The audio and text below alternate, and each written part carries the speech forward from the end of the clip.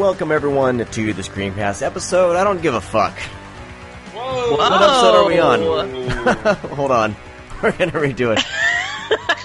I actually kind of liked that it's the No, yeah, let's keep it. No, we're going to keep it? Okay.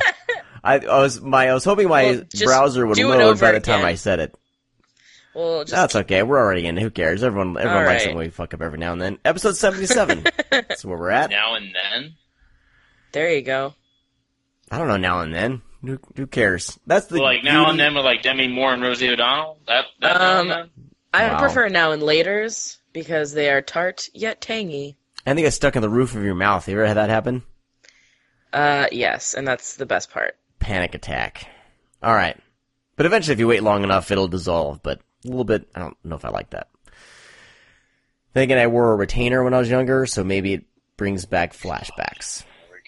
Did you ever put one? Did you have some traumatic experience with a retainer? Because I had a retainer as well, but I can eat candy just fine. I've had many dreams of my teeth falling out. So me and terrifying. Teeth are weird. You'll know if you listen to the first few episodes, I mentioned teeth quite a bit. Yeah. It must well, be you have good teeth, so... Yeah, I made a joke about that because... But I'm terrified of the dentist. There's two things that Sean used to do in the beginning of this, and when we started. He always used to mention deaths of everybody, like, oh, they're dead. And then he would also mention teeth. It was the weirdest fucking thing. Mm-hmm. Are you just really into vagina dentata? Is that your big secret? Yes, exactly. It's another gigantic perfect. fear of mine. Well, that's a really strange fear to have, because it's not a real thing. That'd be like saying, I'm really better. scared of the creepy monsters in Stephen King's The Mist. Like, well, that's a weird thing to be afraid of, because it's not real. And they're obviously CGI. Oh, I'm terrified of CGI. So. It's CGI. The Mist is one of my favorite movies. All right, welcome everyone. Sorry, Jesus Christ. It's been a while since we've talked. Sorry about missing last week. Schedules are ridiculous. It happens. But we gave you 2 in 1 week, so chill out. So today we are talking about Astron-6's The Editor. We also I love it so much. have a couple movies in our segments that I will keep on the download for now, unless you've read the paragraph introducing the podcast. Shit. But we'll be getting to those in just a second. But first, we got to figure out what's on our doorstep. Holy cow, I almost forgot. We'll get the door.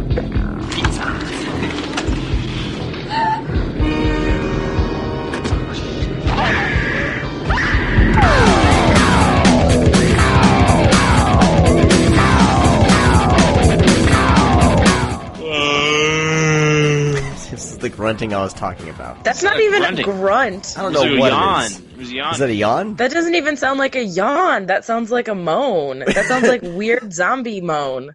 Yeah. Like every 8th grader trying to be funny being a zombie moan. That's what that sounded like. Speaking of zombies, my brother got to be a zombie. He works for Sonic Corporation, the hamburgers. And they, I guess, have spots during The Walking Dead, and they had a couple of the Walking Dead makeup artists come out and make him and his team up as zombies. I'm so jealous that not only does he get to be a zombie, but he also gets those sweet-ass happy hour deals. Sonic is tits awesome. Oh, jealous. They're all in wearing rundown Sonic outfits, and they look great. That's outstanding. Anyway, I was a little bit jealous of him. Even though I don't like The Walking Dead, I respect their makeup. All right. Their makeup's good. BJ, you were about to start what's on your doorstep. All right, so my doorstep is going to be really cool for the next couple of weeks because my TV decided to explode in a blaze of glory. Wait, when you legit blew up? Yeah, the back of it kind of blew up a little bit. Wow. So that's fun. Tube TV Tube TV or HD TV? HD. Really? Yeah. Plasma? I didn't know that was a thing that could happen. Wow. Apparently it is. Because it just turned off and we were messing with it and we're like, oh, I don't see anything wrong with it. This is strange. And then today I was messing with it to try to find it and the whole bottom of it was imploded. I was like, oh, that's a fun thing to have a little bit of discovered. a fire hazard. A little bit. It's unplugged. It's fine. So I'll be getting a new TV when I'm not super poor, but I don't know if you all follow me on Instagram, but my ceiling in my office is falling apart. I'm currently without a vehicle for the next couple of days. My life is in shambles. It's fine. If you'd like to start, all right, that's it. We're going to start up a GoFundMe for BJ. Let's not do that, because I didn't even do that when I had cancer. I was like, let's not do that. And then someone did it for me, and I was like riddled with anxiety about it the whole day. But anyway, my doorstep is going to be interesting when I get a new TV, because Zach and I were gifted by the incredible Brandon Salkill. You might know him as he's kind of the main male actor for all of Dustin Mills' films. He willed us over 400 VHS tapes. Oof. And there are some pretty awesome things in it that I've never even heard of, and that's why I can't give you titles. But there's going to be a ton of crazy shit, a lot of stuff I have never seen before, just given the fact that I'm so young. A lot of the shit I just haven't seen in years. So I'm going to be going through all of that. So my What's on Your Doorstep is going to be pretty sweet once, the television is alive again. But I did manage to sneak out and catch a screening of M. Night Shyamalan's The Visit. And I'm not gonna lie, Same here. I had a fucking blast. Really? I thought it is so freaking funny. Like, okay, the one thing I will say is that the way that it's being advertised, that's not the film you're gonna get. It's not a first person. No, it is still that. Like, it's, so she's doing like a documentary, right? Yes. Okay. That's cool. She's still doing the documentary. Mm-hmm. But the two kids are fucking fantastic. And I recently did this big post over at Halloween Love about how M. Night Shyamalan is not good at a lot of things, but the man can direct the shit out of some kid actors. Yeah. Like, when you really think about it, even films like The Last Airbender, which are terrible, the kids are all great. And that's... Except for Slumdog Millionaire trying to play a villain. Well, that's just miscasting. There's a difference there. But like, you look back... Bet you won't hit her.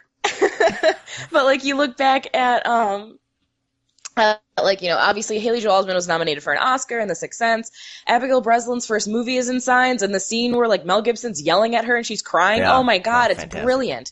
And these kids are like, M. Night's one of the few directors that are willing to let kids kind of hold an entire film together. And these kids, they're so, like, unlikable, but at the same time, like, I completely understand why they were chosen, because they're so accurate of representing what fucking asshole kids today actually act like.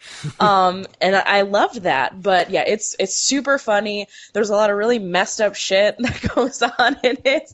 And it's just, I was laughing my ass off. The jump scares are effective, but it's very, very, it's a weird kind of balance between the two, because the scary stuff is pretty paint by numbers in regard to, like, found footage kind of films, but the comedy is so, like, almost slapsticky in a way, which to me just kind of encourages, not encourages, that's not the word I'm thinking of, reinforces my idea that The Happening is, like, one big fucking joke that none of us were in on. Like, after I watched The Visit, I was like, that's it. I was right this whole time. M. Night Shyamalan is a goddamn troll. He knows what he's doing, and we're all just stupid and not in on the joke. The plant's trying to kill us? You are the worst Mark Wahlberg. You are the worst Mark Wahlberg. He's the best Mark Wahlberg. What are you talking about? There's like a breeze going on outside. I don't understand what's going on. You're so bad. Am I a kindergarten teacher? I need to find you a video that you need to put in the show notes of Mark Wahlberg as Iron Man. Oh, wow. Oh, my God. It's so funny. It's just him walking around like, Chavez, what's up with your fucking accent? Like, it's so good. Ugh. It's so good. You're the worst Mark Wahlberg after that. I'm way terrible. I never claimed to be good at it. But no, I thought The Visit was a blast. I had a lot of fun with it. I get why people aren't going to like it. But yeah, if you think you're going into it with sort of like a Taking of Deborah Logan scary old lady film, you are mistaken. That's not what you're getting. So just go in with low expectations and not really know what to expect, and you'll enjoy it. Come in with preconceived notions about it, you're going to be upset. I've for a long time, I feel like I was a defender, an M. Night Shyamalan, defender or apologist or whatever. Would be. Well, no, I liked most of his movies up till The Village, and then The Happening happened. Ugh, bad. See, I'll defend The Happening all day, every day. I started watching it. I never finished it. It was Lady in the Water. That was before, right? It was like diminishing returns for me. And then I tried watching his god awful Will Smith sci-fi movie, and that was even just horrible. And After Earth. After Earth. After Earth.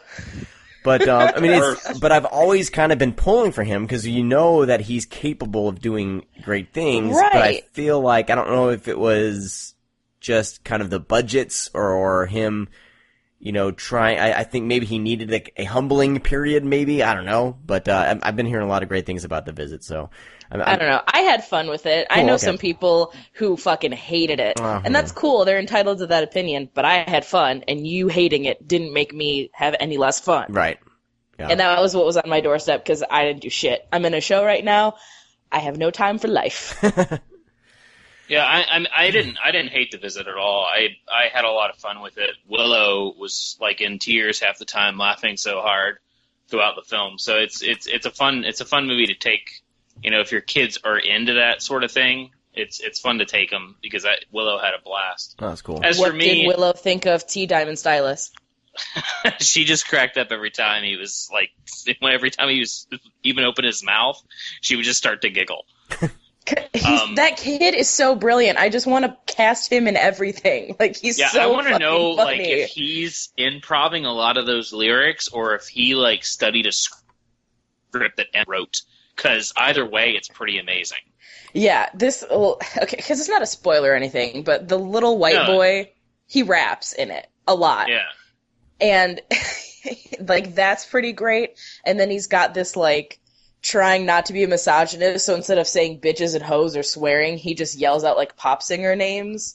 So, like, it's kind of taking that, like, Kelly Clarkson joke from 40-Year-Old Virgin, but, like, just letting it keep going. That's fantastic. So he's like, like, I'll hit my foot and be like, oh, Shakira.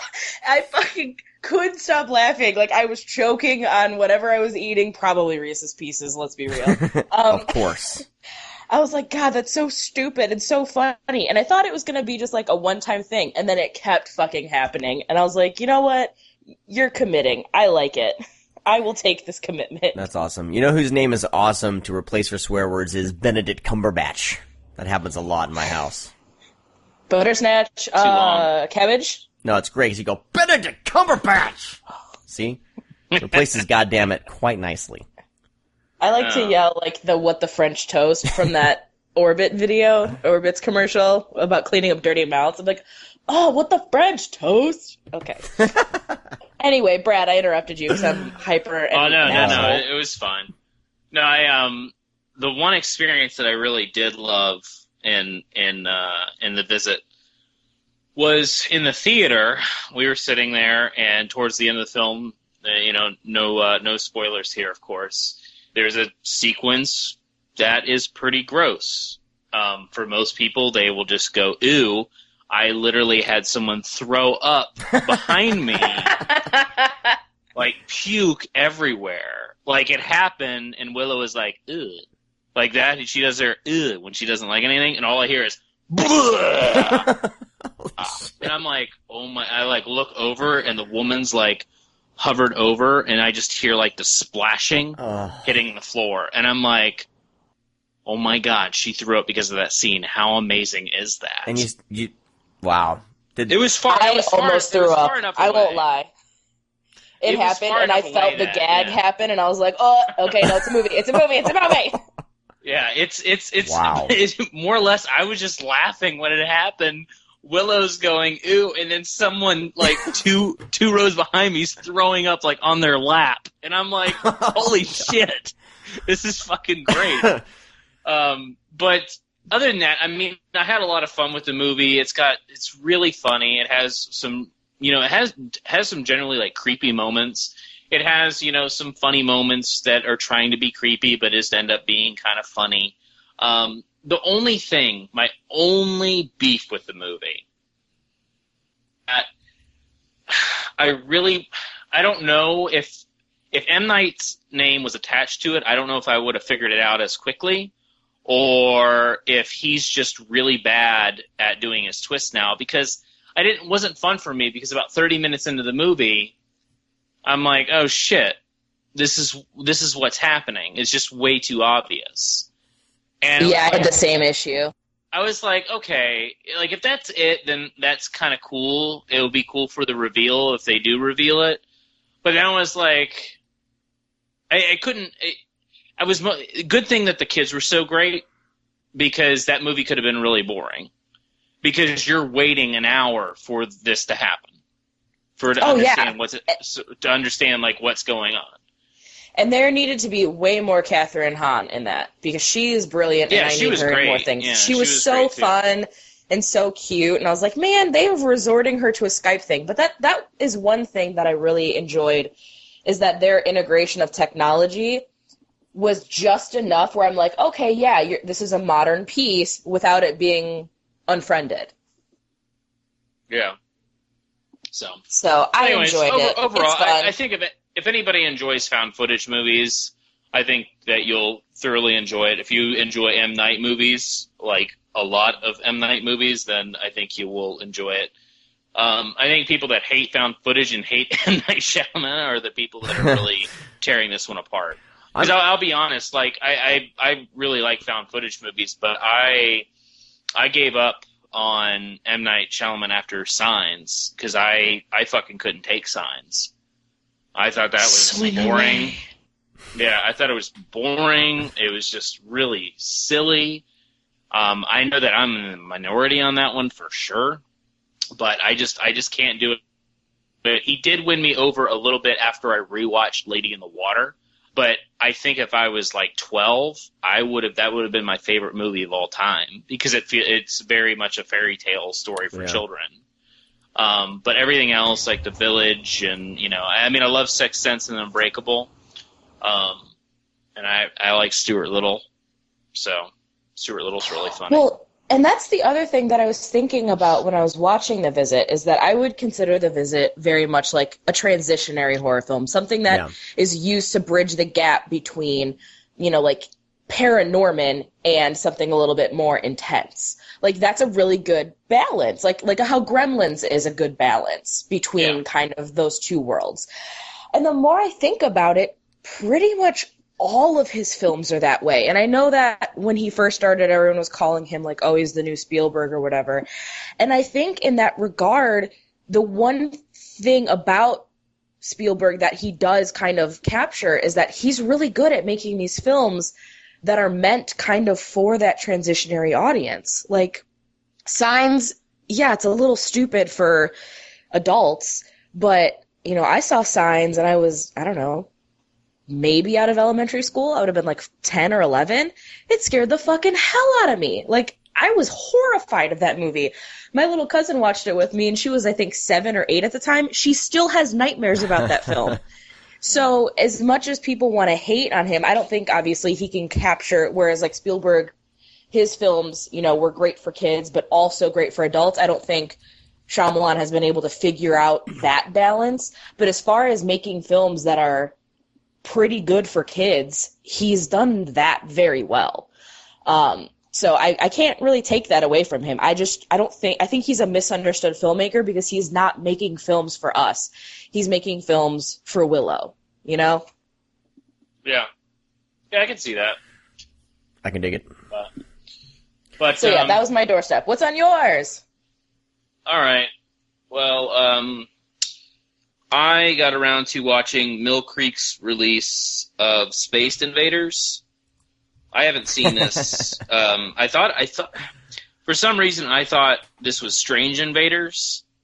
I got them confused. But Space Invaders it's a movie. A bunch of aliens come to town because Earth is playing an Orson Welles War of the Worlds recording. And they think that they're going to go fight, and they're just a bunch of idiots. And, it's just, like, I think this is one of those movies that you have to see when you're a kid. Totally. Yeah, and kind of grow up with it, because as an adult watching it the first time, it wasn't charming. It wasn't funny. Aliens are, for being, I don't know, maybe lower budget, because I don't think this is a big budget movie. The aliens look kind of cool, like, for the most part, for being in the 80s. And the drone thing that kind of controls them is pretty sweet too. But other than that, it's not a very good movie.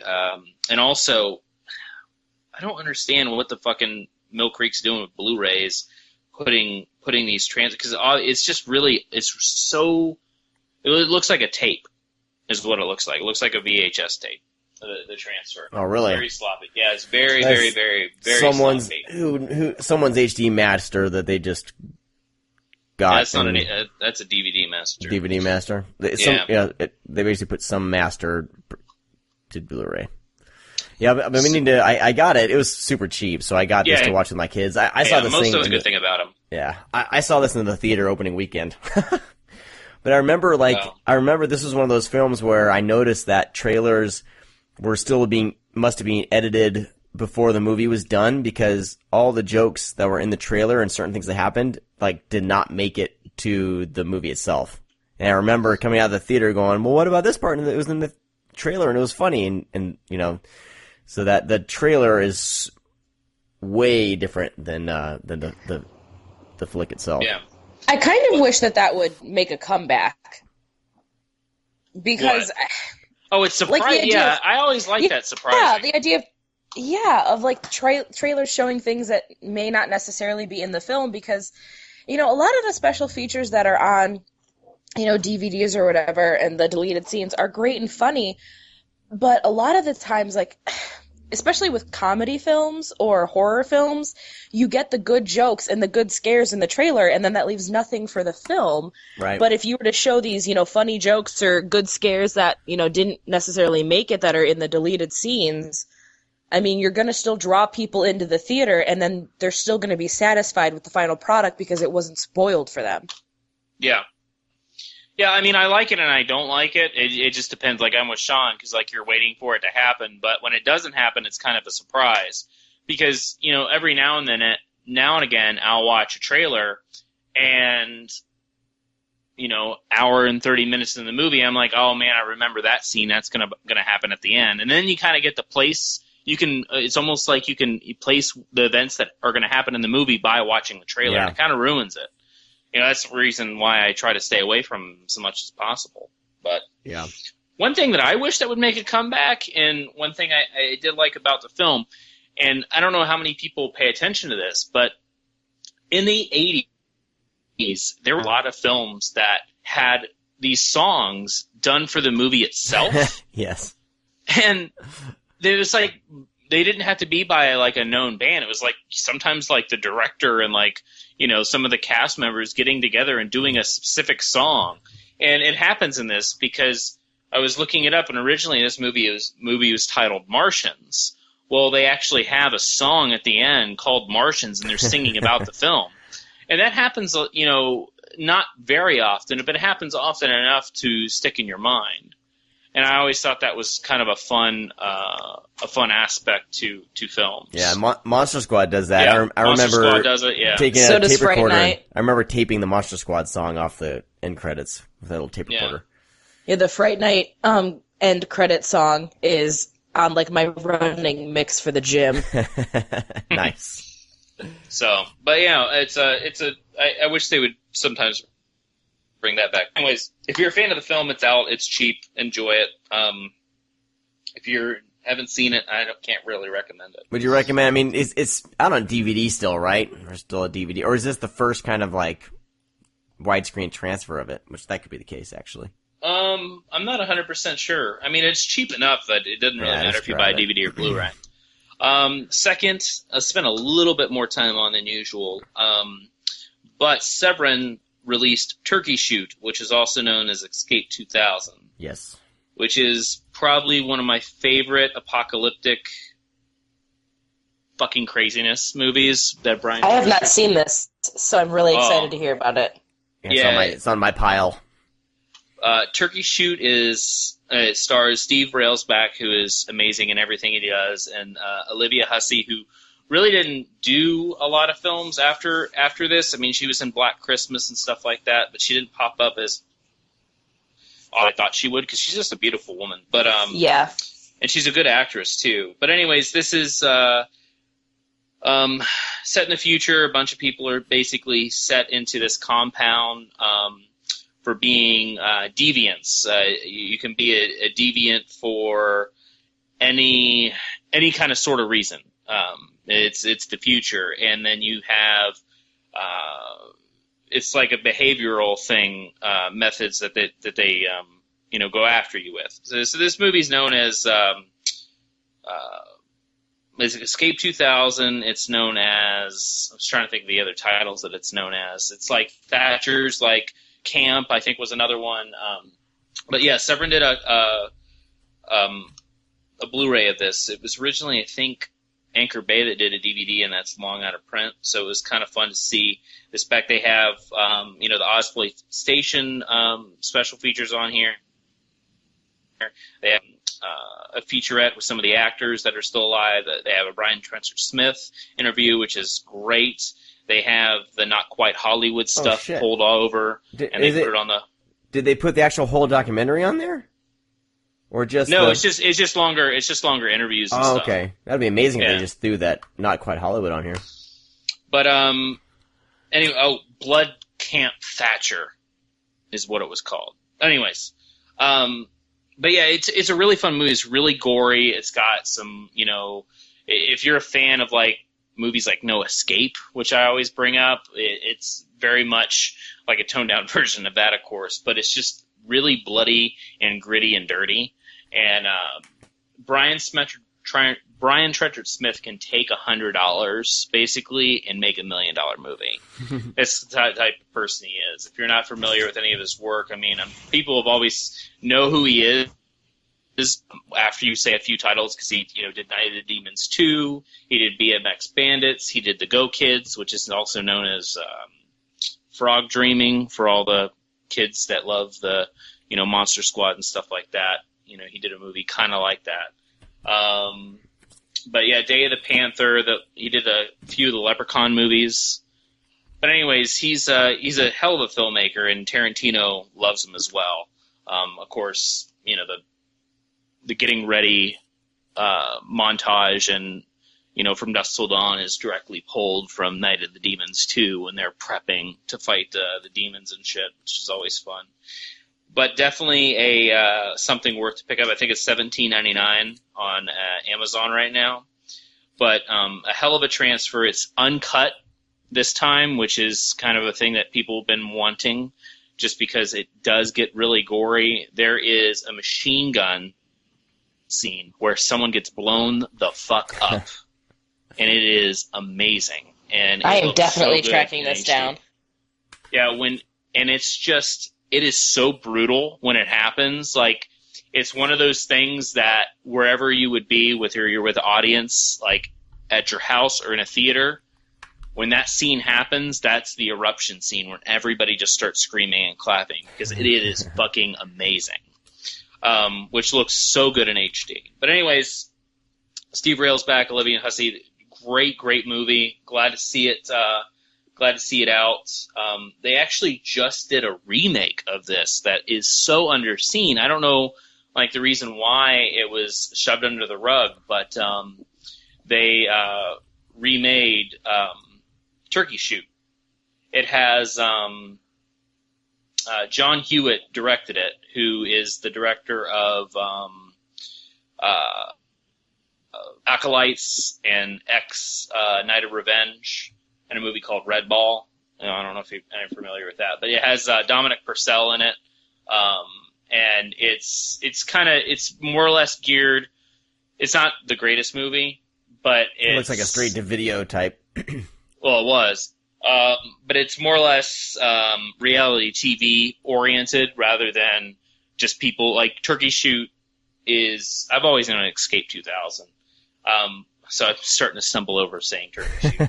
But Turkey Shoot, the original, is more or less just dealing with these people and them trying to survive because they're so-called deviants, but it's an unfair world to be called a deviant. The same thing is like an Escape from LA. People are being thrown into this compound for just being normal that doesn't want to follow your rules. Like, they're not murderers and rapists and shit like that. You know, they just don't follow. They're thrown in it. So anything can kind of classify you as deviants, but the people that run the camp are the murderous rapists. So it's kind of fun to see the overthrow of power like this. And it's just a really bizarre movie at times, too. I forgot to mention that. There's just so much weird shit. There is a character in this movie that you do not understand why they are how they are and why it exists. Because it's just a normal movie. And it's very much like Big Trouble in Little China. However, like, there's that feeling of, like, sorcerers and stuff, but then when the big hairy monster shows up, you're like, what the fuck? Like, where's that coming from? This has that. Nice. It's really, awesome. Really bizarre. But anyways, buy it, love it, and then if you're not familiar with Brian Trenchard Smith, pick up all his movies, because I'm not a huge fan of everything he's done, but I'm a fan of what he can do. He's a hell of a filmmaker. He knows how to churn it out and make Hollywood movies with no budget. So anyways, moving along. Finally, so the Turkey Shoot remake, was it called an Elimination Game, or do they keep... No, it's called Turkey Shoot. It's called Elimination Game somewhere. It comes up as the alternate title. Anyway. Oh, sorry, Sean. Never mind. I'm just looking it up. Anyways, it's not very good, but I do like John Hewitt. If you want to watch some really, really good movies, watch his 2 previous films called Acolytes. Acolytes is probably one of my favorite films of all time. It's about these kids that find out their neighbor is a serial killer, so they blackmail him. Nice. It is fucking intense as fuck. That's pretty amazing. That's ballsy. Yeah, no, it's a really, really good movie. And Joel Edgerton is the serial killer, so that should tell you something. I'm so in. Yeah, it is something to fucking see, because you're like, holy shit, these kids are so ballsy. And then it develops how you think it's going to develop, and it's just so good. And then his other film, it's really, really good. It's called X. Probably familiar with a woman bending over and her legs crossed that forms an X. Really, really fucking good. It's about basically 2 prostitutes that are who see a murder of a cop, and then they are chased one night when all this shit is going down. It's really fucking good, and it's very intense. So, anyways, moving along, John Hewitt's awesome. Finally, the unrated producer's cut standalone disc came out from Miramax Lionsgate. Not an Echo Bridge Blu-ray, so there you go, people. It's still it's the transfer that Scream Factory basically funded, right? Yeah, it's just the transfer of Scream Factory, which, you know, if you don't own the box set, here you go. This is the reason why you don't need to own it anymore. I shouldn't have bought that damn box set. I mean, because that's I had them all on Blu-ray already, and then I bought the box set for this, and now for $5, everyone can get the producer's cut. I held off on the box set because... Yes, I didn't buy it either because I knew it was coming. So stupid. Are you guys there? Yeah, I'm here. Brad? Sean? There you go. I'm still here. Okay, you just got quiet all of a sudden. Oh. Yeah, I mean, I had it, and I had Part 6 on Blu-ray. All I was missing was those, you know, few little scenes and kind of a different cut. Mm-hmm. And it wasn't that big of a deal. I've seen it, so I held off, and boom, this renders the box set useless at this point, because that's the only selling point, was that unless you're a collector and you want everything to be concise and beautiful, I guess. But yeah, this is your reason to get rid of the old Blu-ray, and yeah, I mean, it's a completely different movie. Yeah, you can now sell that box set for like $100, and then take $30 of that and buy all the Halloween movies. Yeah, because they're super fucking cheap. Get the Canadian Blu-ray of 4, 5, and 6 or whatever. Yeah, it's the same transfer as a Scream, so don't get like super excited. There's nothing new. It does have an HD digital code, but for the most part, if you haven't seen Halloween 6, I suggest, if you don't like Halloween 6, I suggest watching this because it's a lot better. It really is. It is a lot better. Aside from the soundtrack, that's kind of a metal. It's like a heavy metal Michael Myers theme. It's really bizarre. Here we go. This was a movie. Run, Hide, Die. It is about a group of females that go out in the woods and come across a savage killer. Woo! It's not misogynistic, which I thought it was going to be, mainly because it's written by a lady. So it doesn't go into like, hey, look, there's girls, let's rape them and then torture them and kill them. No, it's not. It's mostly them running for their life the whole entire time. And, you know, it's kind of a surprise towards the end what's going on. But really awful dialogue. But not bad enough to say no to. I can say that. There's definitely some moments the actresses are fun. And it's an all-female cast, of course. They are fun, and the chemistry between them works. It was just the script wasn't as great as it could and should have been because the girls are actually decent actresses. They just weren't really working with a whole lot. What was that movie called? Run, Hide, Die. It was made like in 2012, and finally... I was just going to ask what the year was. So, but anyways. What kind of budget do you think they were working with? Like, is this like crazy low budget, or is this like moderate? I'd say around the 20,000 mark. 10 to 20. Is this the one with that same girl on the cover poster? Yeah. You got to talk about that, man. Well, it was actually because of this movie, because I looked up the poster, because I was looking for this poster, because on the DVD, it's big red letters, Run, Hide, Die, with this, like, killer that's not in the movie with an axe standing there. And I was like, oh, so I, like, looked it up, and I saw that crawling girl, and I was like, man, I see it a lot. So I just started, like, looking shit up, and I was like, good Lord. There's so many crawling girls walking away from killers. Like, what the hell's going on? Couldn't find. Yeah. I only found one dude. Only one dude crawling.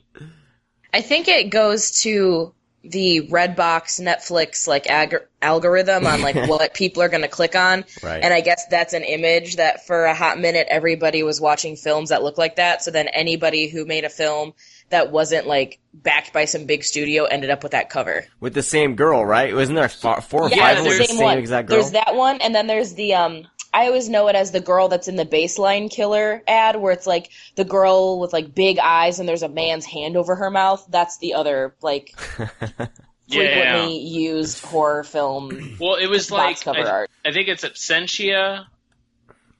Like is the girl that is like on 3 or 4 different, but it's like literally the same image of the girl. It's the same one. It's like, and it's ridiculous.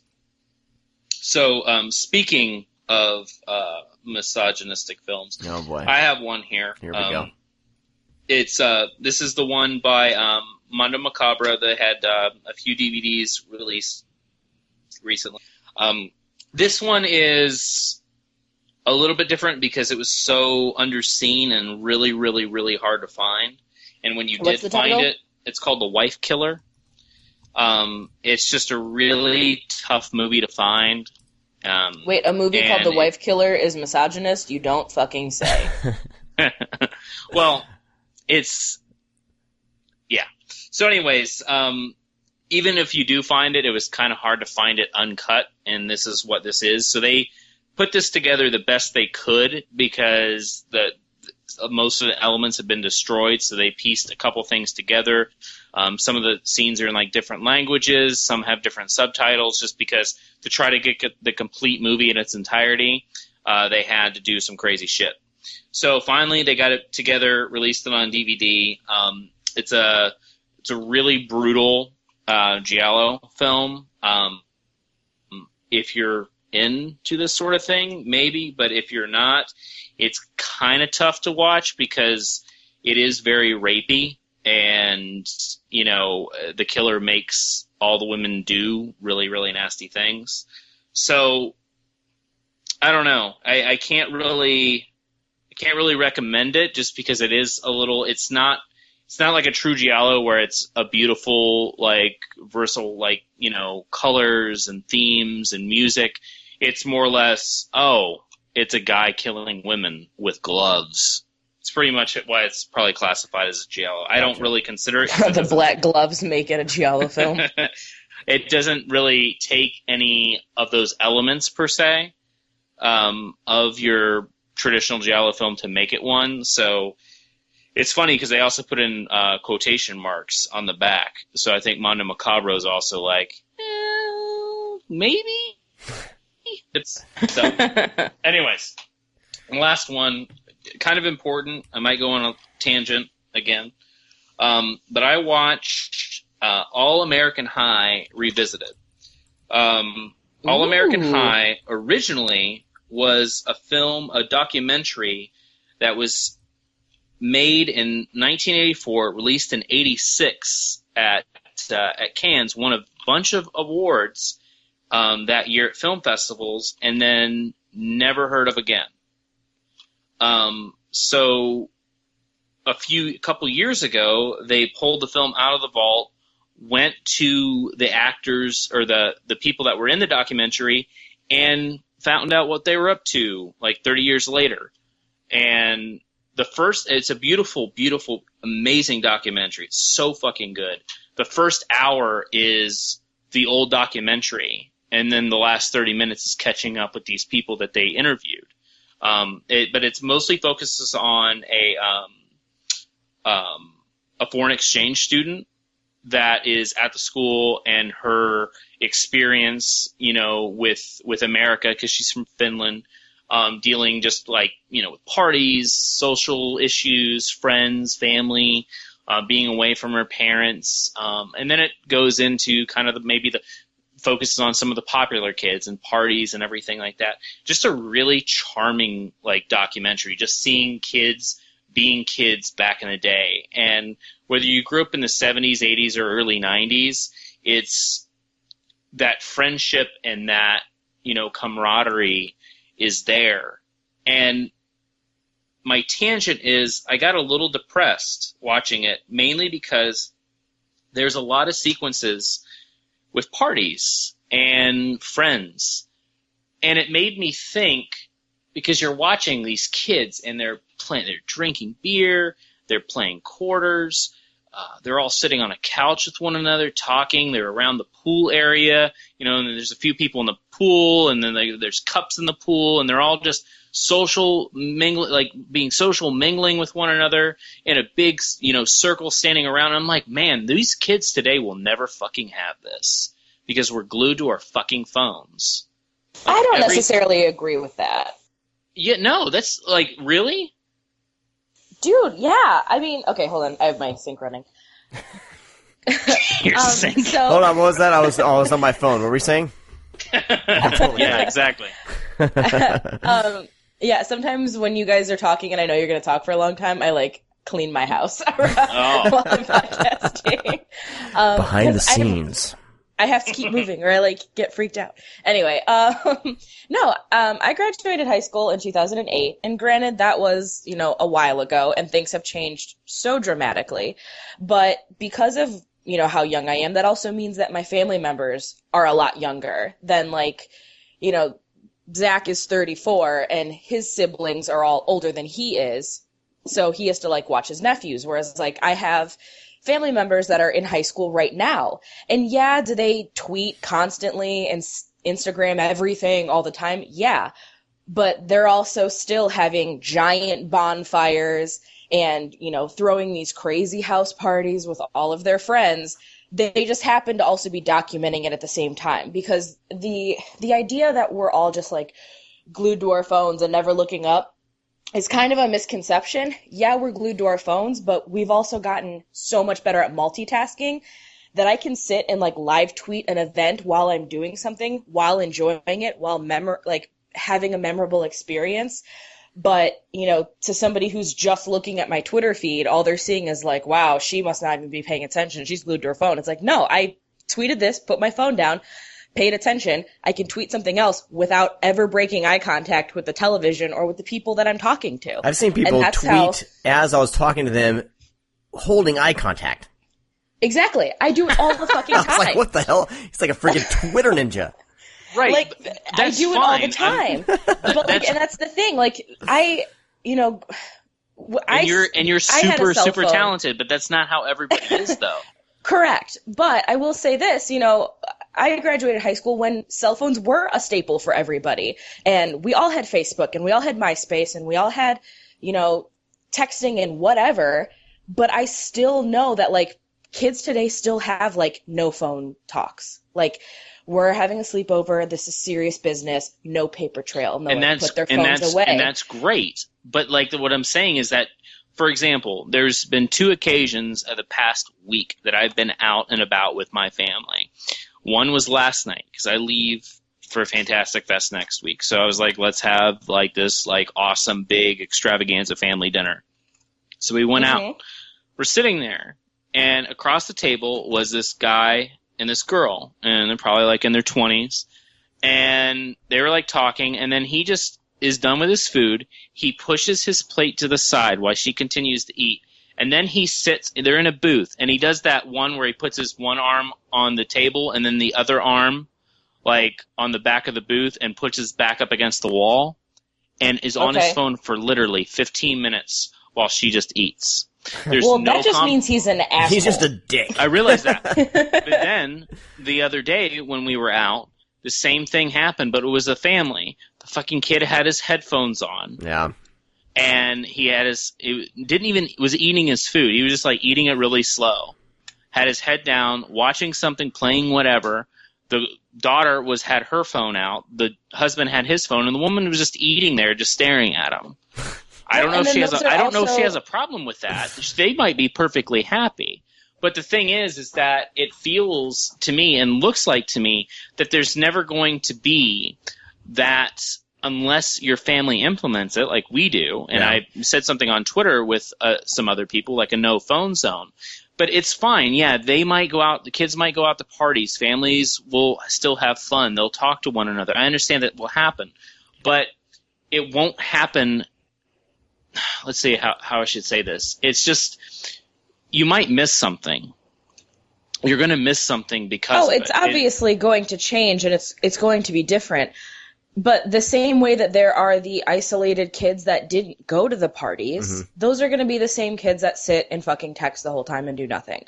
They're the same people. The people who want to have fun and want to engage with their friends and do things with their friends, they're still going to do it because that side of a personality isn't going to go away. Yeah, it does come down to what you said, like with the parents implementing it. Like my parents were like, fuck no. Like if you put a phone on at the table, you're like, I'm going to beat your ass. And they still do that. And I'm a grown ass woman. But if I come home to visit my parents and we're eating or we're talking, my dad will literally just like swap my phone out of my hands and be like, Twitter can chill for 5 seconds. My parents will do it to me. And I'm guilty of it. Like I'm not like putting myself on like a pedestal saying, I'm so good, I never do this. No, I have done it. And it made me think, like, of all the times I'm hanging out with friends or something, and we're, like, sitting there talking, and I just, for some reason, have to pull out my phone and look to see what was going on. Why do I have to do that? Yeah. What's the purpose of me doing that?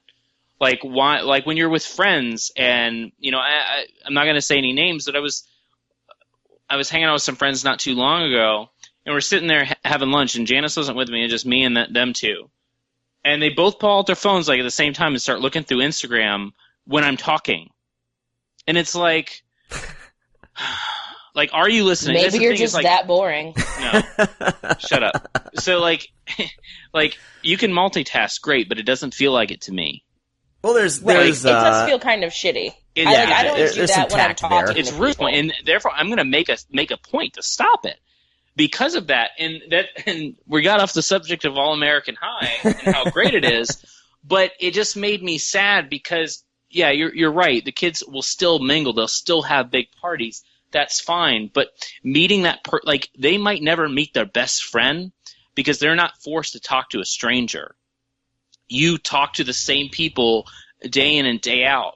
When you were younger, you were forced to talk to people at parties that you didn't know because there was, like, your friends might be playing a game. They might do something, so you're left on the side with, John Doe over here, and you're like, hey, man, what's going on? But no, you don't have to do that anymore. You pull out your phone so you can ignore them on purpose so it looks like you're busy so you don't have to have that awkward conversation. I do that whenever I'm out in public.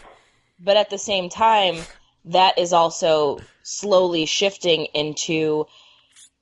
It's like that scene in Superbad where he's like, what, I'm going to sit here and eat dessert by myself like Stephen Glansberry or whatever they point out, like, the kid by himself.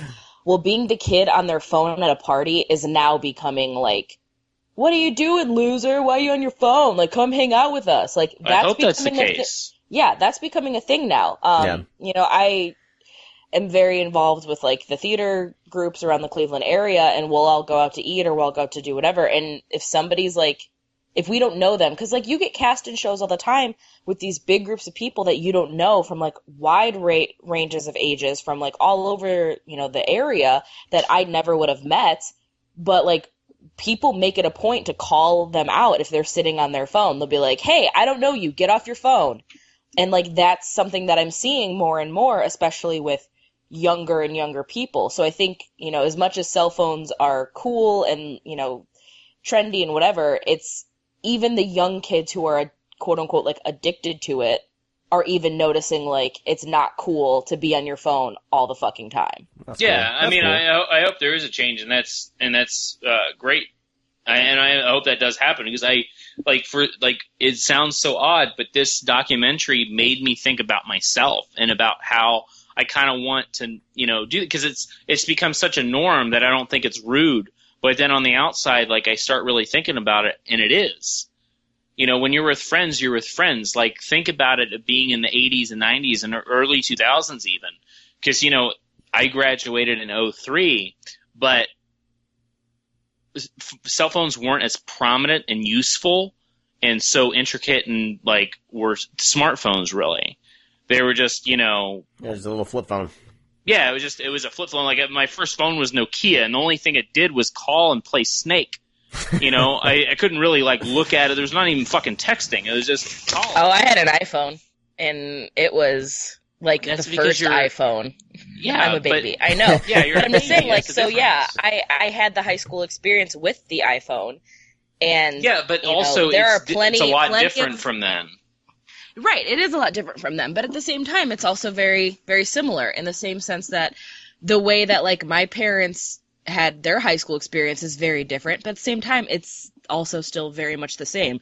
There's a reason that the Breakfast Club still relates to fucking everybody, because some things just don't change. No, and that's the same thing with this documentary. The documentary makes you feel like you're a kid again. You realize that a lot of stuff didn't change, but at this point in time, depending on how the young in that generation utilizes their cell phone and does use it or doesn't use it, I think will change the fact of how people interact with one another.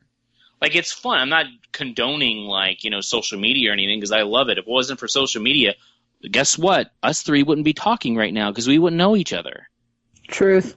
You know? Like, I would have never went up to see you guys when I was in Ohio and hung out with you. I would never know Sean. We wouldn't be having this fucking conversation. So, yeah, social media and internet is fucking fantastic, and it's helped everybody out. So I'm never, ever condoning that. It's just utilizing it and maybe looking over to see who you're sitting next to and maybe just say hey, or to a stranger. If you're at the barbershop, fucking say hey, unless they're reading a book. I mean, it was either reading a book or talking to somebody. That was the only things you could do back in the day. Or just be a fucking wallflower. But that was cool, too, because then, you look super cool with your foot on the wall. But jumping back to All American High, it's really fucking great. It's super charming. And the tagline is awkward, awesome, and totally rad, and that's the best way to define it. Sweet. So, pick it up. Wow. All right. I will. Luckily, I only have one movie to talk about for the segment. Because I bought the game Destiny and I've just been playing that on all my free time. Wow. But it's awesome. The Taken King update is great. Is it that good? Because everybody keeps talking about how great it is. It wasn't that good. It was okay when it first came out. The thing I like about these new video games is you're basically buying the game for the next, say, 5 years of updates. And this is the first game I've seen really integrate that well, because they just released like a second, like year 2, and they made a massive update that fixed a ton of problems. And I started playing it as soon as that update came out, so I never played it before. But it's super fun. You know, you run around shooting aliens and you level your player up. It's super, it's super simple. Whatever. Like, people can get, the thing that's great about it is people can get as nerdy as they want with it. Like, there's certain people, like, once a week they do a thing called a raid, where there's an area to go to and it's released only one day a week or over the weekend, that level, and you have to play it with your teammates. You can have teams. And they take like 5 to 7 hours to complete the level, which I'm never going to play that. I'm just going to shoot some aliens, level my player up, and that's about it. But it's, for a shooter and everything, it's too time consuming. I would never do those raids ever in my life. Level at it. What I jump in when the kids are playing, I'll shoot some aliens for a little bit, and then I'm done. So that's why people say they play Destiny for like 12 hours on end. Yes. That they're not kidding, because they're probably doing that. Yeah, it can be as nerdy as you want it to be, which is great. I haven't done that shit since 2005, when I used to play like Halo 2 and 3 until 4 in the morning with our clan. But yeah, I kind of gave up on that. That's all right. It's a beautiful game. The controls are really, really well thought out, and for what it is, it's simple, but it's fun. And it sucked me in, and once Fallout 4 comes out, though, I'm going to be into that. But anyway, I did watch. You've talked about this movie on the show because I was feeling all sci-fi because of playing Destiny. The movie is called Infinity, and Brad, you mentioned it a while back, directed by Shane Abbas. So I finally checked it out, and I think that it's about 20 minutes too long because it starts dragging at the end. But what I like about it is it's kind of a sci-fi calling card for this writer-director, Shane Abbas. And I think if he can rein some things in, I think he has a good eye for science fiction, and he can really do some great things. But the movie itself, it's okay. It's kind of it plods in some spots, and it doesn't get as interesting as the idea could make it out to be. Because the idea about how they go into these slipstreams and they kind of beam into places, and all this shit went down in this base or wherever. That's all pretty interesting, but it drug a little bit too much for me. But I think it's worth it's on Netflix, I believe, so I think it's worth checking out if you're bored. If you just want to watch something simple, if you're flipping through Netflix and want something, it's well done. And the effects are pretty outstanding for a low budget. It's mostly practical. That's why I think I even said on that episode, I would love to know the budget of that movie, because it seems like it's $50 million movie, but I bet you it's not very much at all. I don't think it is. But they get it. That's what I want to see more from this director. I think that he can really turn in a really good sci-fi flick. But I would give it a soft recommend. If you want something to watch, you want something sci-fi, give it a chance and check it out. There's a lot of good ideas there. Okay, and with that, man, that was a long what's on our doorstep segment. Yeah. Let's go. Some good stuff. Now let's jump into talking about some Astron-6, and especially their newest release, the Editor.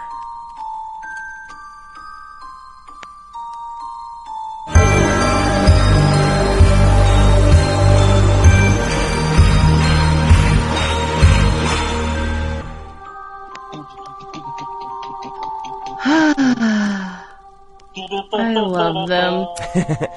I love them so very much. It's unhealthy at this point, and I regret nothing. It's okay. My relationship with Astron-6 started when their movie Manborg came out, because I saw that poster and I went, holy fucking shit, that looks amazing. I need to see that right away.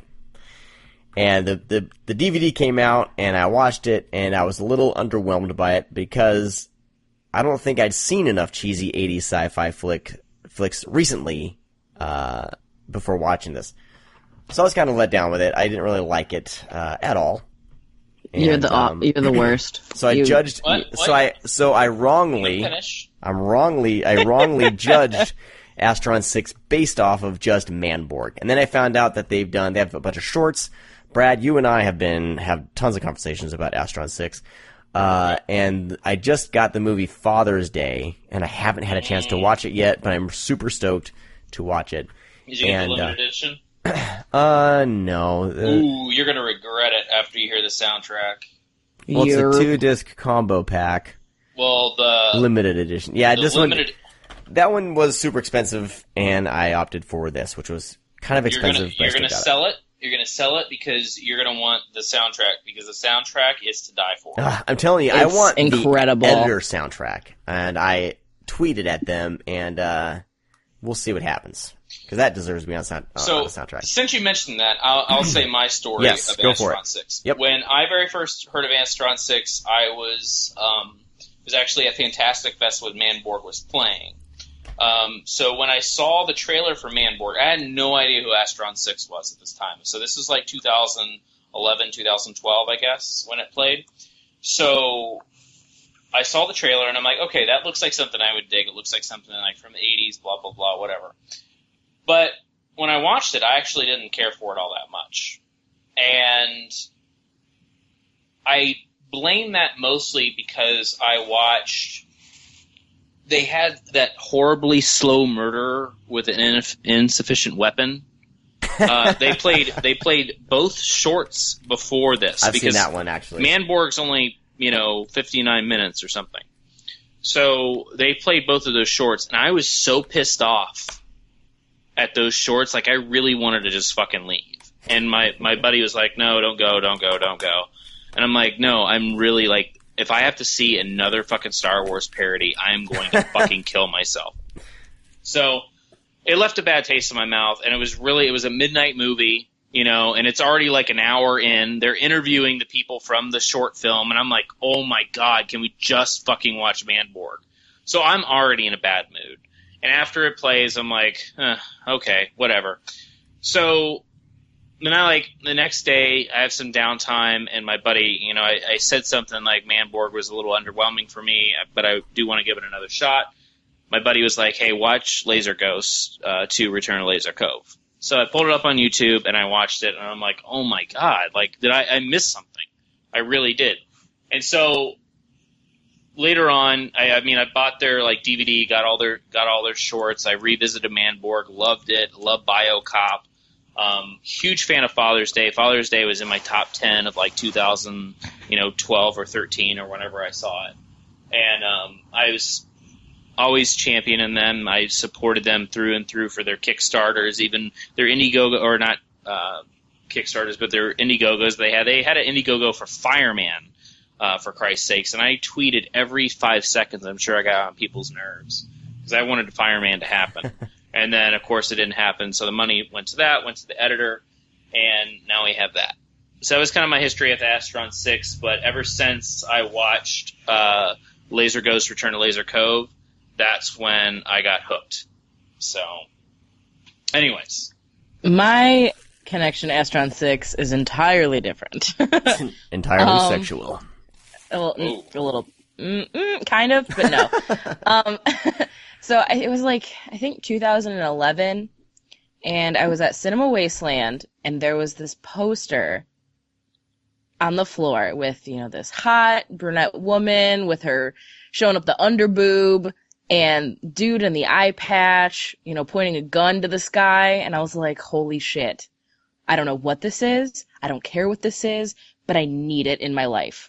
And it was an ad that Troma was putting out for Father's Day, coming soon kind of thing. And I was like, I don't know what this is, but I need it. So I went over to the table and I was like, hey, I don't know what kind of pre-order bullshit I need to get on, but I really, really want to watch this movie. And they're like, well, we had some Blu-ray we don't have any right now. It's not a pre-order. This is just the only poster we had, because the whole Astron-6 trauma situation that's enough for its own episode. But they didn't have any, but they're like, but we have these shorts, like this compilation of shorts. And I was like, yeah, just give it to me. Like, whatever they've got, fucking give it to me. So I took the shorts and I went into the hotel room, like, super drunk, and watched all of them. And I fucking lost it. I was like, this is some of the funniest shit ever. Everybody talks about Cool Guys being super great, but, like, Punch-Out fucking killed me. Yeah, like, the guy Punch-Out's great. Like, for those who know, Punch-Out's about a guy who discovers that he's, like, sexually aroused by getting punched in the face. And it's, like, set in, like, a 1980s, like, comedy. It's so funny. And I was like, these guys write the kind of movies that I like to watch. Like, they're really funny. Finally got my hands on Father's Day. I thought it was brilliant. I fell fucking head over heels in love with Adam Brooks. I am so in love with him. It's, oh, God. Like, he is, like, Christopher Sarandon 2.0 for me. I am just I can't handle it. I'm so enamored with him. And everyone else is always like, oh, like, Matthew Kennedy and Connor Sweeney are so hot. And I'm like, no, man, Adam Brooks is where it's at. Oh, old man with a mustache. God, kills me. So I was like, you know what? I like these guys. I'm going to follow everything that they do. So then Manborg came out and I watched it, and I love the DIY spirit. Like, DIY or die is one of my favorite things. Like, people who are like, you know what? We don't have any money, but we want to make movies. Fuck it. We're making it. I have nothing but the utmost respect for them. So I watched Manborg and I was just like, you know, this is so much fun. This is incredible. And then you watch the credits and you're like, these fucking guys do everything. Everything. Yeah. Like, Steven Kostanski, like, is that goddamn movie. And then obviously BioCop comes after it, and it's one of the most hysterical things I've ever watched. Why am I still alive? I use that as like a reaction gif all the time. Whenever I don't feel good or something, I'll just post like current mood, and it's like a picture of BioCop with a gun in his mouth. So I loved them. And then, you know, they did their Kickstarter for the editor.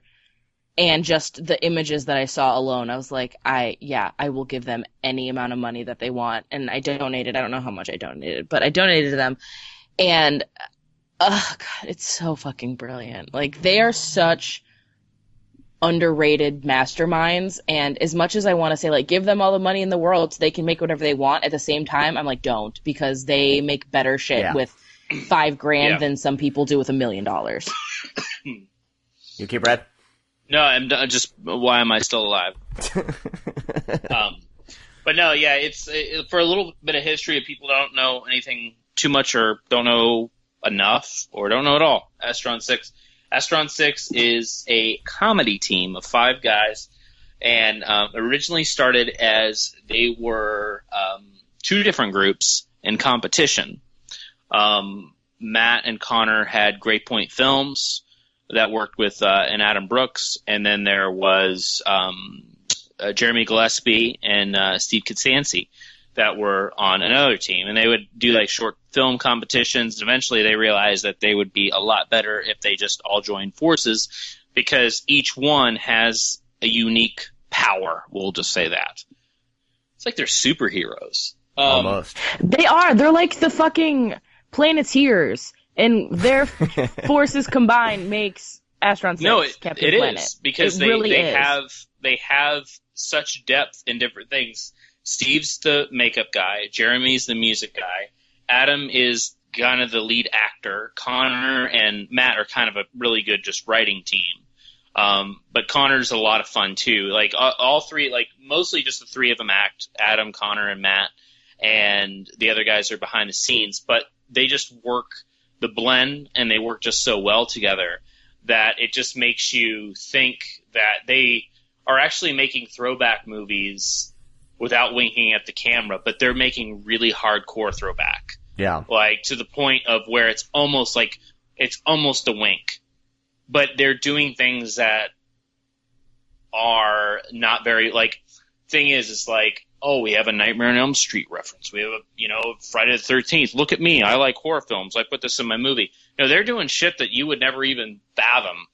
Like, fucking editor has Giallo homages, unless you're a hardcore Giallo enthusiast, you're not going to get half the shit they're doing, but you don't have to understand the goddamn movie. That's the beauty of it. Right. Like, they're making something for everybody. They're like, oh, we understand that not everybody's going to understand this Murder Rock reference, because probably most of the people that are watching this haven't seen Murder Rock, or if they have, they're not going to remember this. I think it's my favorite reference in the movie, actually.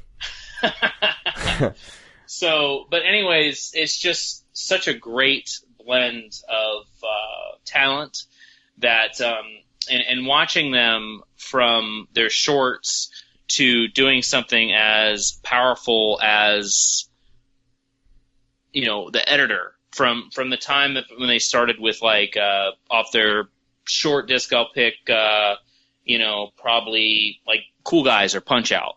Going from Cool Guys to Punch Out all the way to the editor, it's just a beautiful, just this escalation of just them getting their shit together and being even better than the last time. Mm-hmm. And I think that's kind of their overall goal, is like, we have to top ourselves, because with the Father's Day, I still like Father's Day more than the editor, but they really outdid themselves with acting, with special effects, with music, with storyline, with kind of the comedy. I liked Father's Day more or less because it was just really brutal and funny.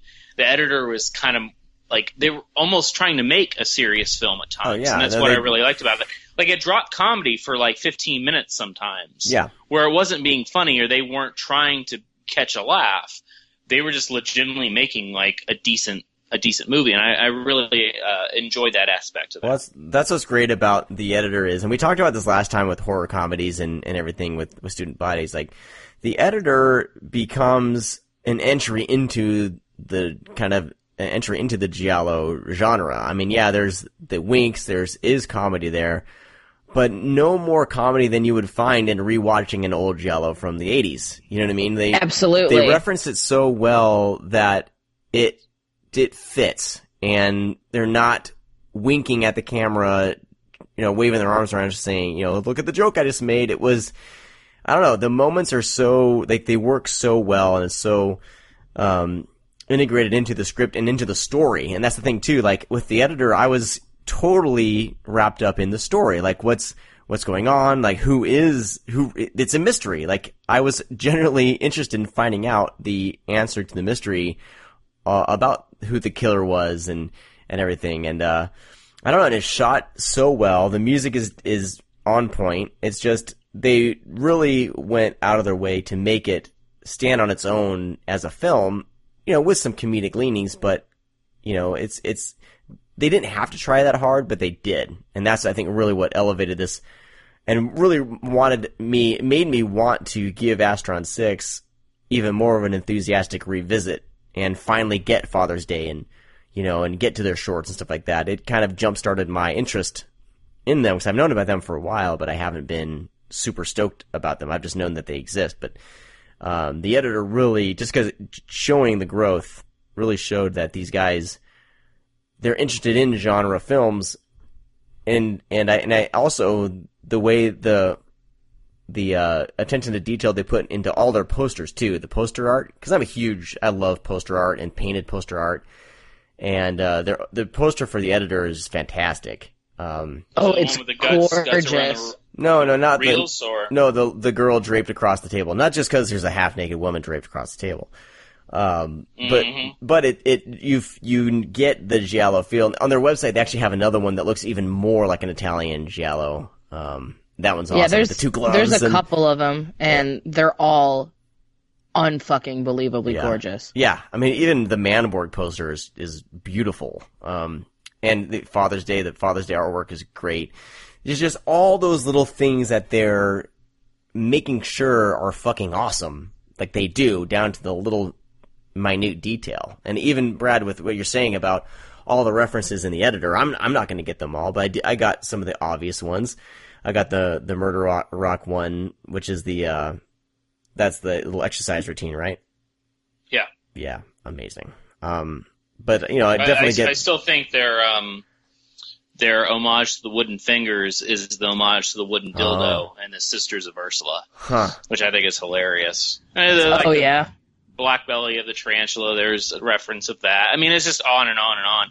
I mean, I think they just love the genre, and you're just like, just throw little things in there for the audience. But yeah, there's quite a few. I mean, you'd spend a whole fucking show just talking about the influences and everything. But I mean, the Beyond one is obvious. Yeah. I mean, there's a lot of subtle ones. Like, the reason why, like, the wooden fingers. Like, why the fuck would you have wooden fingers? But there's a wooden dildo scene in The Sister of Ursula that's really brutal, and so I was immediately what I thought of when I saw wooden fingers. I was like, oh, wooden dildo. I don't know. Maybe that's just me. So, but anyways. I also want to say that their attempt to get as much male nudity as possible into the film has to be respected. It's There's so a lot appreciated. Of female nudity, but well, here's the thing: is that Matt and Connor love to fucking kiss one another. Like in the trailer for Fireman, they really fucking go at it, and it is fucking hysterical. Like I think in probably half of their shorts, Connor and Matt make out at least once. So their lips have been on each other's lips quite a few times. You start some rumors. But the scene, is it in like the locker room or the bathroom or whatever? He just shows up just totally naked. Well, like it's no big deal. It was pretty amazing. I love that scene. The thing that I love the most about them is the respect that they have for not only each other, but also, I guess, kind of the integrity of what they're doing. Like, there really isn't anything that's off limits, and they treat everything with the same amount of respect. Like, so yeah, male nudity is something that isn't really seen in films very often, but they treat it as if you would treat any other nude scene. It's not this big winking gag. It's just like, yep, and now we're naked. Yeah. Exactly. It's not like a Will Ferrell movie where all of a sudden there's a gigantic penis over someone's shoulder. Right, exactly. It's not meant to be like a, hey, look at this dick! Like, it's not, they're not doing that. They're just like, and penis. And you're like, oh, okay, cool, got it. Well, they're both naked, so yeah, you're gonna see peen right there. Yep, and I am very pleased with it, because I know, obviously, like, the one is the prosthetic, and it's, that's really funny, but the best part is that it's, like, never really acknowledged. That's what makes it so much better. But yeah, like I do appreciate seeing that as a female fan, because I don't get it. I never fucking get it. I can name 100 movies where tits are shown, but I can name like 7 where there are dicks, and that's pushing it. I probably can't even name 7. So I don't know. I think that it's awesome. I think without doing spoilers, my favorite is a cigarette burn. Oh my god, yeah. Oh, yeah. I cackled like an evil witch. I was in tears. I was laughing so hard. Like, something just as small as that got me so bad. Like, I couldn't fucking take it. But, yeah, just an all-around, just great group of guys, and really nice on the outside. They're always welcoming to their fans. Mm-hmm. And for those that are really into this, we have The Void coming out next year, which is a serious attempt I can't from wait. them. Ooh. Which is mostly Steve Kanansky and Jeremy Gillespie's thing together, but that thing looks intense as fuck. Like, my heart is racing I've watched that promotional trailer for that probably 100 times. I donated a fuck ton of money to that thing. I want to see these guys be extremely successful, and you know how you said give them more money. I kind of want to see what they would do, though, because I really think it would still be do it yourself. I'm not saying give them $50 million, but I would like to see them with $1 million budget to see how far they can go. Because I mean, we have Father's Day. They made half of Father's Day. They made a trailer for $5,000, and then Troma gave the other $5,000 for them to complete the film. And that's what we got. We got a film shot on Canon 7D over a period of probably 2 years of something as funny and as brutal as that. You know, Manborg was filmed in Steve's fucking garage. Yeah, that thing's super It's low insane. It was filmed in his fucking garage over a few years. And like W for Wish and ABCs of Death 2, another thing that's very much like Manborg, that's just filmed in, you know, just in a fucking corner. Like, what the fuck? I mean, obviously the editor was more money, bigger budget, more locations, so you got to see him do that. But I'd really like, with The Void, like, they filmed most of the movie already on nothing. Now they did a Kickstarter for it for the monsters, because, you know, like, Steve's a big practical effects guy, which you can watch, you know, the editor, and you can see Manborg and, of course, Father's Day.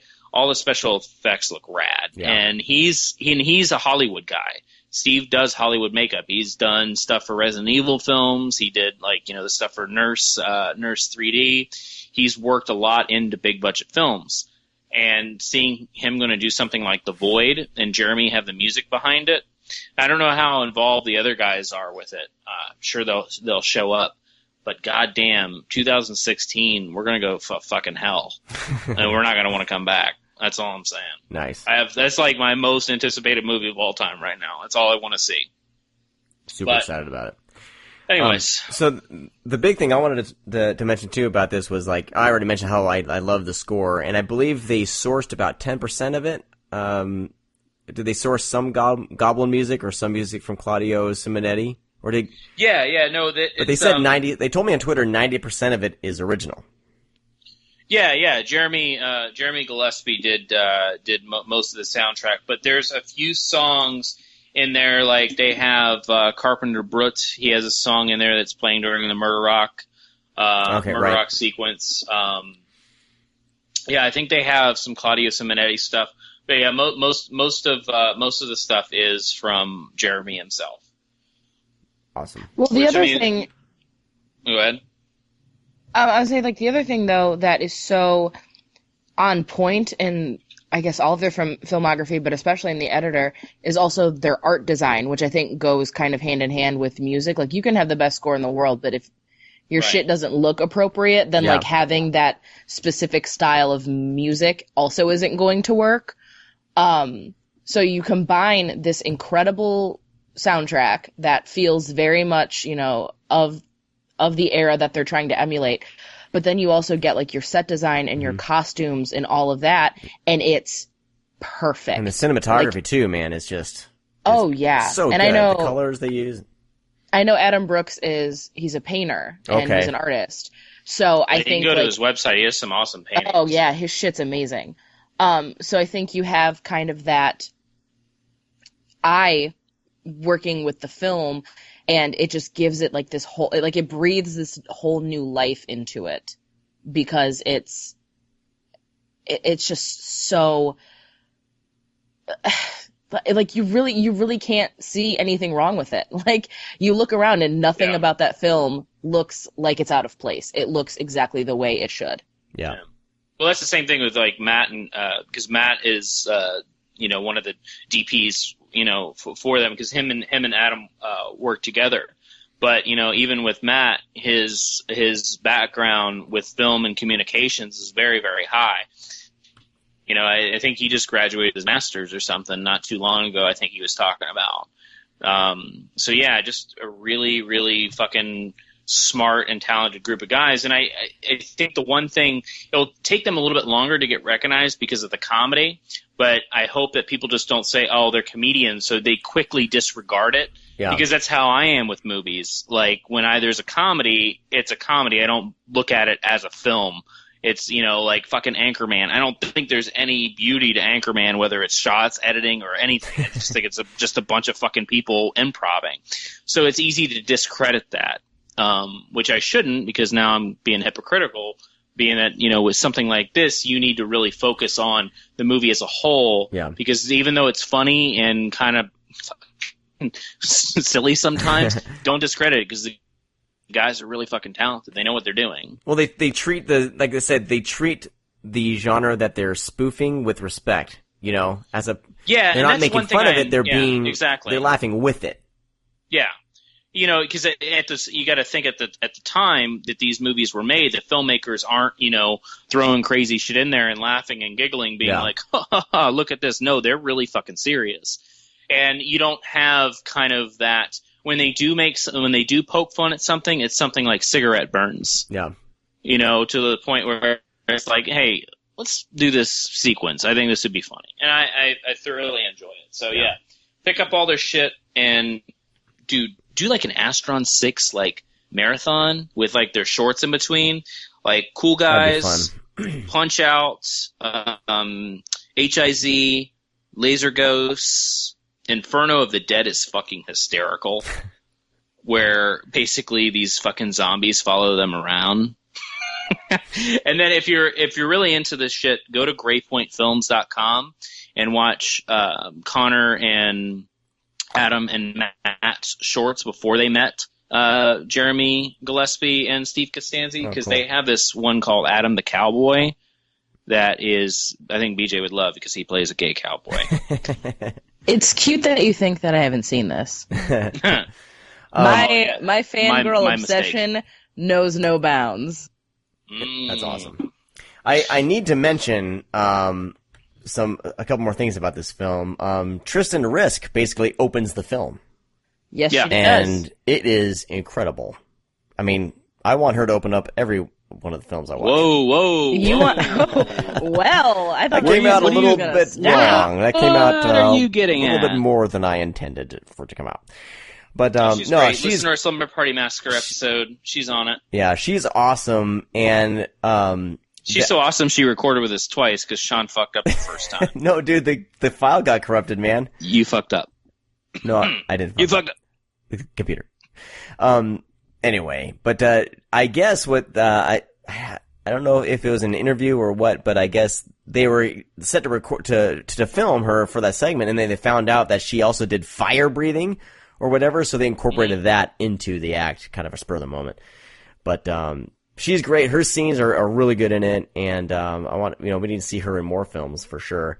She's getting there. I wanted to mention a little more about Adam Brooks because he is just perfect as the editor. You know, he's just perfect. He feels like he walked from a late 1970s film onto set because he looks the part. He's just really great in that role as the editor, and he totally sells it.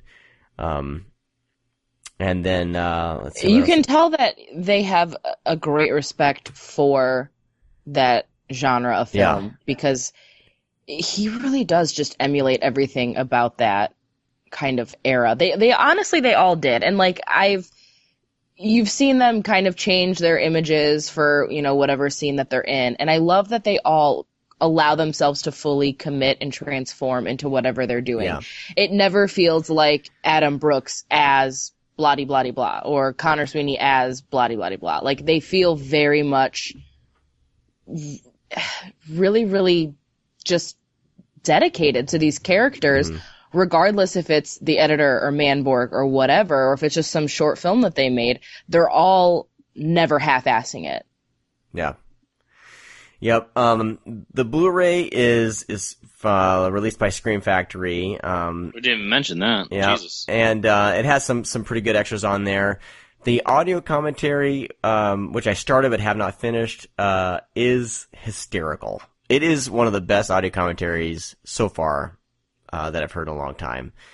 I love their candor on it, and they're just freaking goddamn funny. There's also a documentary on there which I need to watch. Have you guys seen any of the special features on these? Yeah. How long is that documentary? Is it feature length or is it kind of like half hour or something? What, on the editor? Yeah. Is it like 50? I want to say it's like 50 minutes, okay. 55 minutes. Yeah, it might be longer. It's not than that. long enough to. I wouldn't say that it's long enough to constitute a feature, but it's not, like a throwaway. Like you got to sit down and make some time for it. The documentary for Father's Day is also nice, pretty fucking natch. So okay, cool. I mean, I love it when filmmakers come in and they're like, "No, we're gonna do a fucking behind the scenes documentary, and it's gonna be awesome." The guys that did The Battery. The Battery is one thing I think of with that. So yeah, the one on the editor is called "Making Movies Used to Be Fun." I saw that title and I was like, I can't wait to watch that. Yeah. So cool. But, the funny thing about Father's Day is that after the editor's done with. They're going to be releasing the documentary about Father's Day because they have this documentary called never give up, or never, not, that's something from Toy Story, but it's no retreat, no surrender, something like that. Yes, and it's no retreat, no surrender. Yeah, it's gonna kind of exploit what happened with them in Trauma, because for those, when we say Trauma, Father's Day is not a Trauma film. It was, the only reason there's Trauma stuff in it and Lloyd's in it is because he gave them $5,000 to actually make the rest of the feature. So they put the like Traumaville High School stuff like in, but it's not traditionally a Trauma film. I want that to, this is their normal stuff. It just has that type of shit in it. But long story short, Trauma kind of fucked them over hardcore. And so they videotaped. It's No Sleep, No Surrender. We were thinking of a Bruce Lee movie. Sorry, I was sitting there. I was like, wait, that's not right, but that is something. Yeah, that's a No Retreat, funny. No Surrender. Is a Bruce Lee movie. No Sleep, No Surrender. We're stupid. Because Lloyd actually throws a couple punches in the Blu-ray when you put it in, because he talks about how they didn't have this documentary done in time, so it's not included. Like, there's no reason for him to say it, but he purposely says that. Originally, this was going to be a 4-disc, and Trauma was like, no, we're just going to do a one-disc standalone. And there was a complete fucking outrage of Astron-6 fans. I was fucking big proponent of that, because I don't like Trauma. And I was like, you stupid fucking assholes, you need to do what you said, because this is a movie that's going to be like huge for them, and they need this credit, and they deserve it, and they need this huge fucking Blu-ray that you promised with the soundtrack, the 2-disc set, with the DVD. It's 4 discs, I think. On let me pick it up. What's crazy too is that because, like, obviously, No Sleep, No Surrender, like, all we've really been able to see are, like, clips and things that they've released. The trailer, and there was a couple of clips that were released that then, like, were pulled away, which is why, like, I'm super fucking excited for it. Lloyd Kaufman was on an episode of the Movie Crypt with Adam Green and Joe Lynch, and they'll take, like, viewer questions. And somebody asked about Astron-6, and Adam and Joe clearly had no idea anything about the situation. So they asked the question live on air, and you know what? You would think that Lloyd Kaufman was running for Miss America, because that motherfucker answered a question without ever answering the question. So that some shady shit went down, and obviously the documentary for Father's Day, we've only seen clips that were available, but then have since been taken down, and the trailer. Which is why, I stated earlier that I thought it was pretty natch, because, like, I can't fucking wait for it, because it's gonna come out, and that it's gonna be pretty truthful and all-telling. But, yeah, after hearing Lloyd's answer to it on the Movie Crypt, I was like, all right, some real serious shit went down, because he would not budge on it in one way or the other. So. Interesting. Yeah, this is long story short. This is what happened. So they made Father's Day. If anybody knows anything about Trauma, they basically went bankrupt a few years ago. So they had Father's Day. They bootlegged it. Trauma did, and sold it at conventions on a blank disc. Sold it for money, making money themselves, but not giving anything to the filmmakers. Wow, that's what happened. And it got posted online. It got torrented like fucking crazy, because there was no way to actually see this movie, because there was nothing coming out of it, because they were just bootlegging it. And they sold just fucking blank, just discs that said Father's Day on it, and I'd be super pissed too, because that's could have been something for you that could have went towards a 4-disc beautiful Blu-ray limited edition 5000, which they eventually did. Trauma came through in the end, but it really shows, if you're a filmmaker, never ever ever work with Trauma. Did I ever tell you did I tell the Marcus story? Because yeah. Marcus. Well, I've heard it. about the charred tards? Yeah, I don't know if you... Did I tell that on the show? On air. So, long story short, this is another trauma thing, just to solidify that they're bastards. So, Marcus, special effects artist, worked on We Are Still Here. Great special effects artist, worked on many movies, 100 Tears, all this shit. American Guinea Pig, all that bullshit. So anyways, one of his first jobs in quote-unquote Hollywood was for a trauma film. It was like Toxic Avenger, 4 or something like that.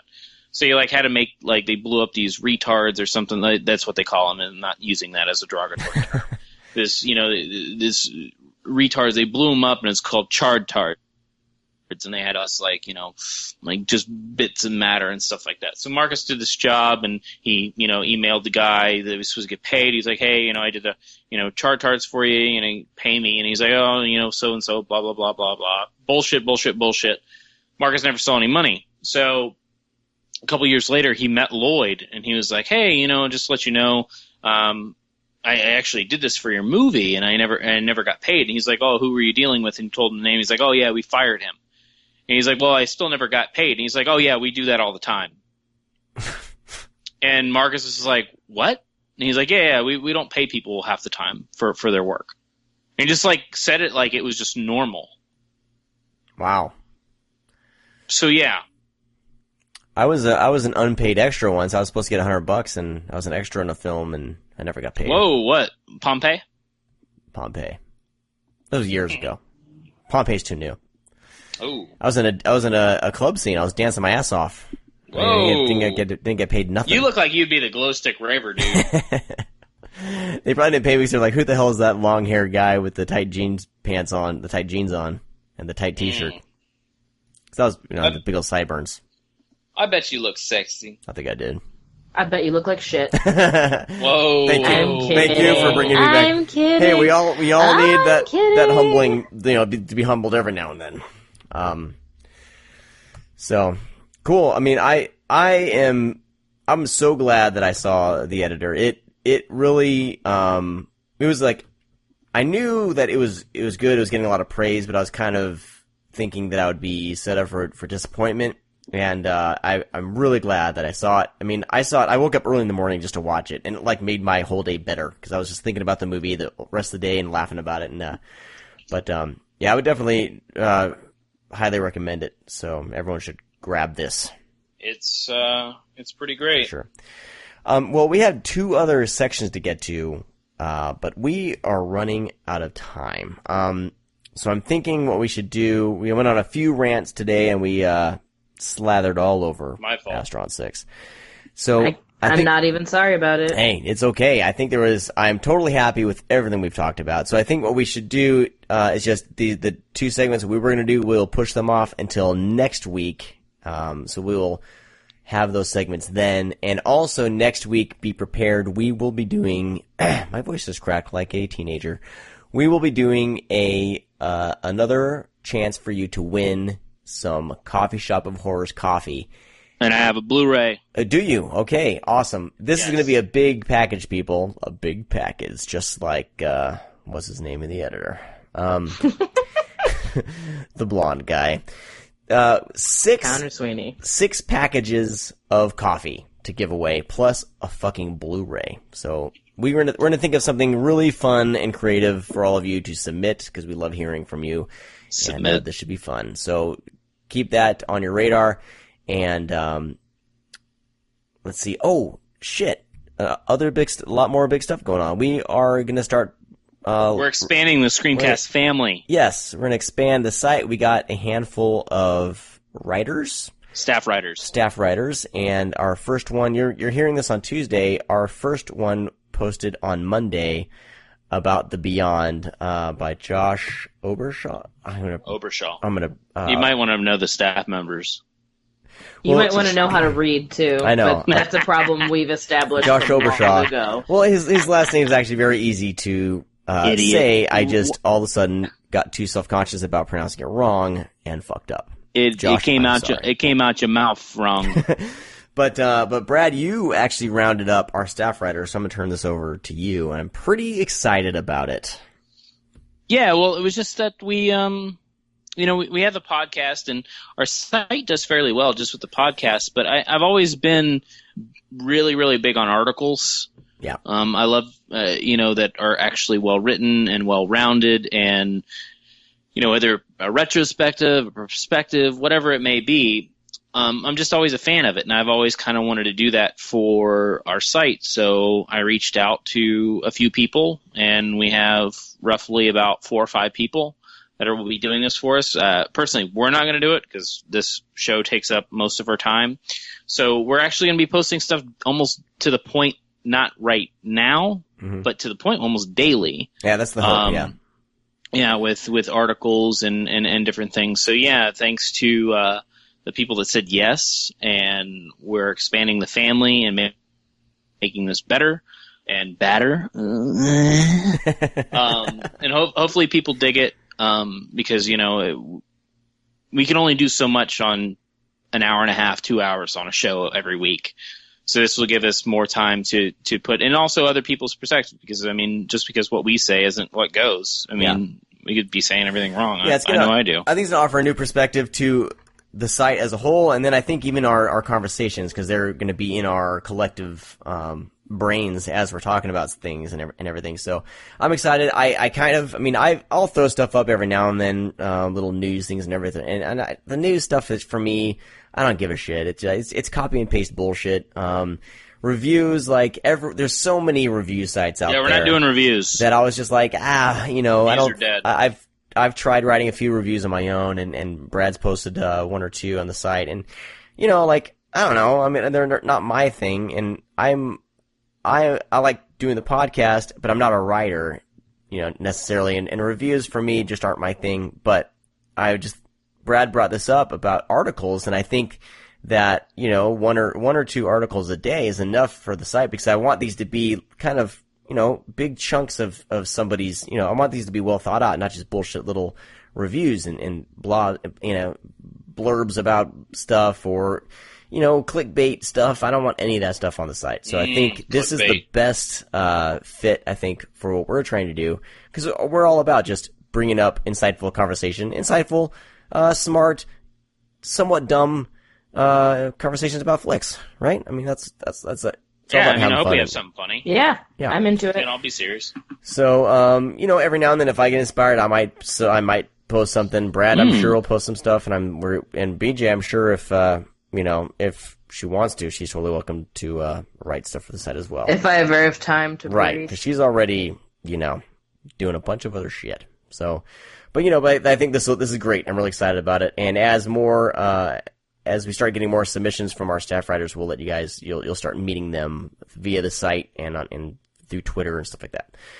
So huge thank you to them. I'm excited to see what's going to happen with that. Want to give a shout out to oneofus.net for posting the show. Thanks for putting up with our absence, guys. So listen to all their other shows, and then nerdly.co.uk. They're still posting our site there. So we really appreciate the giving us some visibility overseas.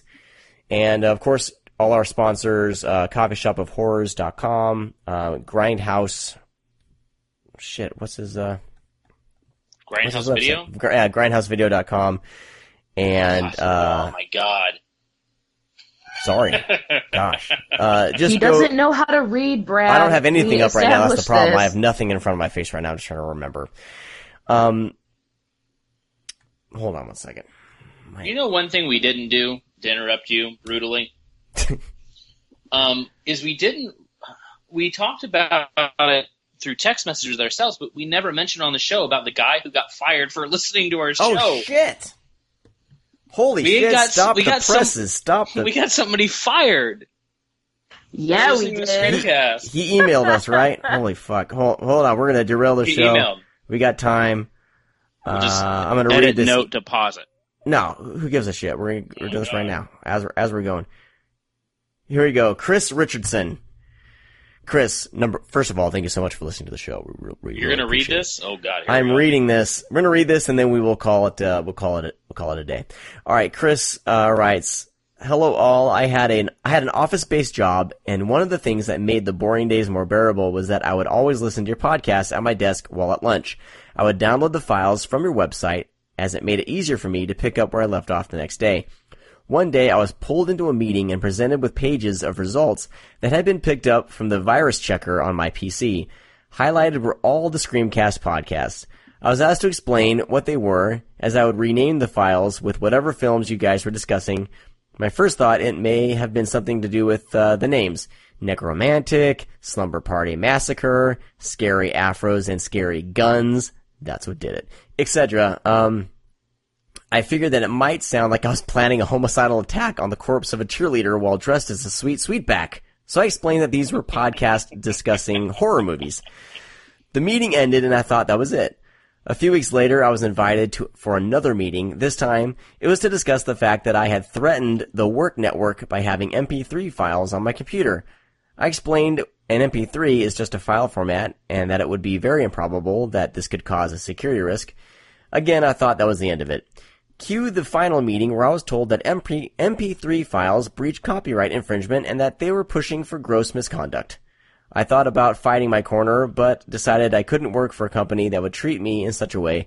A few days later, I applied for and was successful in getting a far better job. The moral of the story, listen to the ScreamCast and good things will surely happen to you. Once again, thank you for all your hard work and keeping us all entertained and financially broke, Chris. Thanks, Chris. That so email is awesome. So good. Yeah.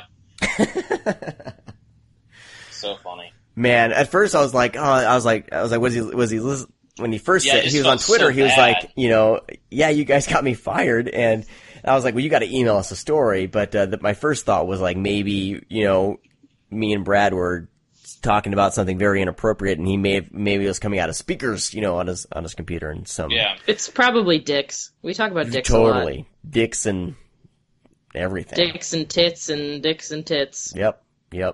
Dick and titters. Although, yeah, that wouldn't get me fired from my job because all the people that I work with talk about that more than me around everyone else. Which I'm not saying is right, but goddamn.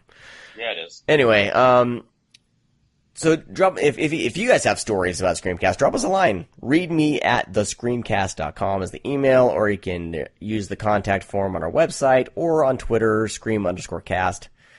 And if your story is awesome, we will read it. But that's going to do it for this week's show. You guys have anything else to say? You two? Fuck you, Sean. Okay, thank you very much. I love you both. You're so pretty. Mm-hmm. All of you have a great week. We'll talk to you guys next time. Bye-bye. Bye.